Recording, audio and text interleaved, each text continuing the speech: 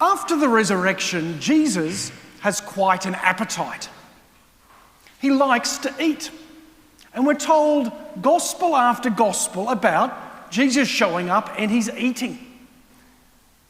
We have the road to Emmaus, which we were told a little bit about at the beginning of the gospel tonight, where Jesus went on the road with two of had been previously his followers, who then decided to leave the community, go on a journey to Emmaus, and Jesus starts walking along with them.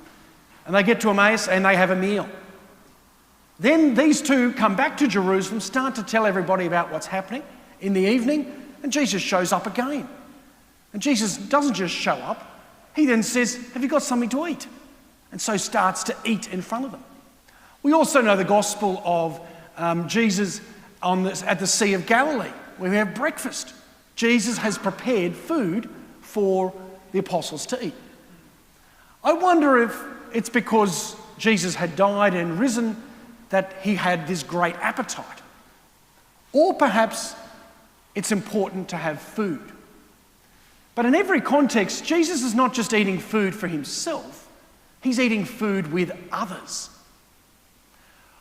Over the last 12 months or so, we were told not to have people in our homes. We were told not to eat with others. We were told to distance. We were told not to have gatherings and parties and other things in our homes. We were told not to go to restaurants for periods of time.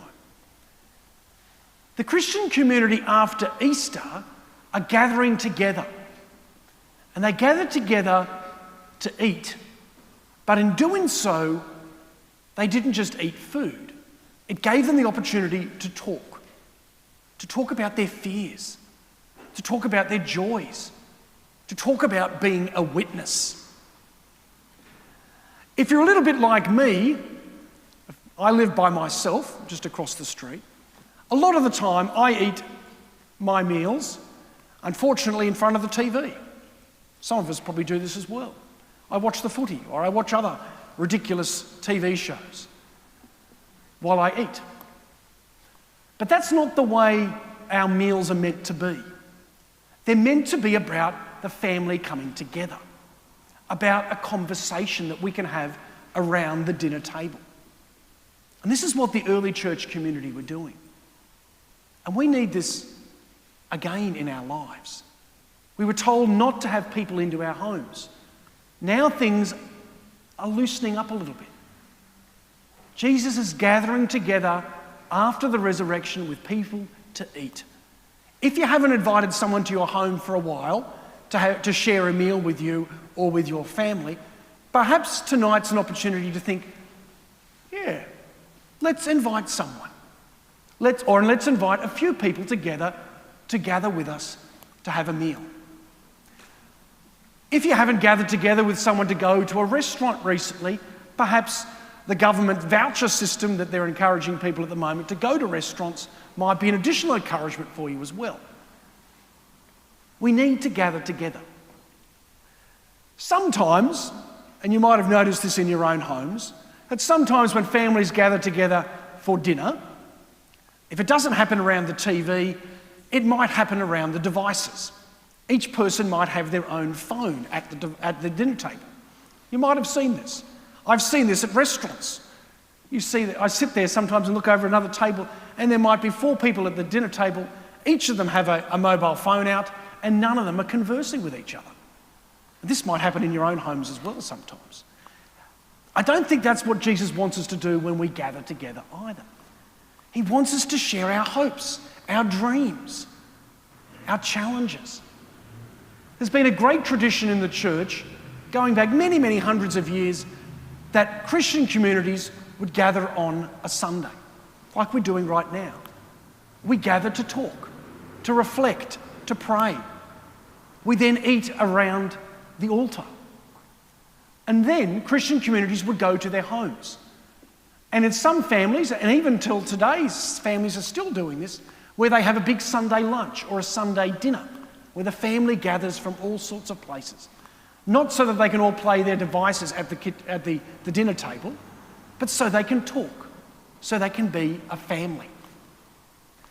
This community, about 10 years or so ago, had a program called Dinner for 8. Some of you might have heard of it, where different members of the parish, about 8 at a time, from different ages and so on, they would gather together on a regular basis in groups of 8 to have a meal, to share good food, good wine, but also to share their joys, their hopes, to share community. And this is what Jesus is doing time and time again after the resurrection. He brings people together, they eat together, and he gives them hope and belief. And then from having hope and belief and knowing they're part of a community, he then gives them the courage to be witnesses. And this is what we've seen in the gospel tonight. Jesus shows up, he brings peace. And this is something that Jesus brings over and over again. He brings peace, and then he brings encouragement to go and proclaim Jesus as witnesses. So this week, I want you to be aware of what you're doing when you eat. Are you just eating and watching the football like I do sometimes? Do you eat and perhaps play a device or fiddle with your phone while the other people are at the kitchen table? Or do you actually talk to each other about the joys, the hopes, the dreams, and also those challenges in our life? When was the last time you invited someone to join your dinner table? The Christian community after Easter gather together. I think today is a really good opportunity for us to recommit to being that Christian community around this altar, but also being the Christian community around the tables in our own homes. To be communities of welcome, to be communities of gathering, to be communities of the resurrection. Let's delight in the food that we have. Let's not just have food in our bellies, but let's be a community that shares the joys, the sufferings, the good news with each other and then with our world.